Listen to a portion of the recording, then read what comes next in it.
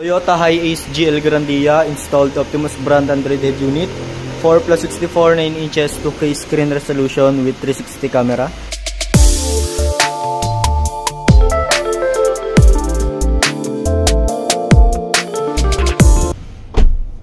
Optimus brand Android head unit, Android Auto and Apple CarPlay wireless. So yung ating Android head unit, nakakonect siya sa ating steering wheel controls. Try natin. Kanyang volume control. Yan yung kanyang volume up, volume down, working siya. Then yung ating 360 camera, meron siyang auto trigger na tinatawag within 20 kph below pag nag-signal light ka. Halimbawa left signal light. Yan. Right signal light. Hazard. Both sides siya, fully calibrated din. Then priority ng trigger natin, yung reverse. Accurate din yung ating mga parking guide na linya. Then yung ating Android head unit with 360 camera, all sides recording siya, no? Yung ating Android head unit meron din siyang offline and online voice command. Yung ating online voice command under siya ni Google Assistant. Yung ating offline built-in siya sa ating head unit. So try natin yung offline voice command. I-on lang natin pag gagamitin, tapos meron siyang mga preset na voice commands lang. So try natin.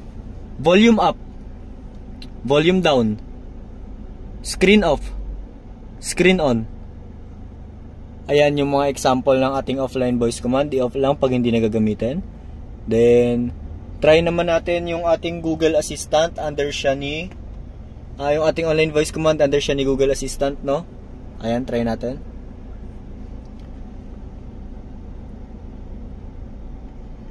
So, I want to go SM Grand Central. So, pwede ka magbigay ng mga specific voice command kay Google Assistant.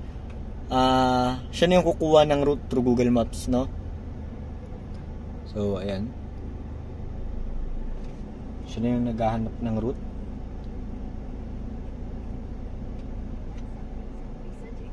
Ayan. Pwede rin siya gamitin sa ibang application basta under ni Google application. Try natin siya kay YouTube. Play James Blunt on YouTube. So, siya na yung kukuha ng playlist ni James Blunt through YouTube.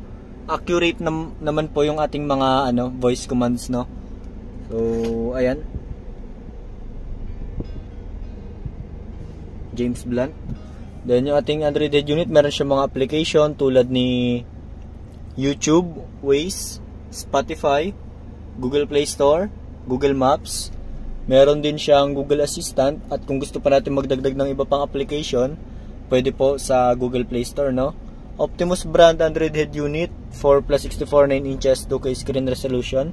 Kung meron pa kayo iba pang questions or inquiries, message lang kayo sa ating Facebook page, City Car Accessories. Thank you.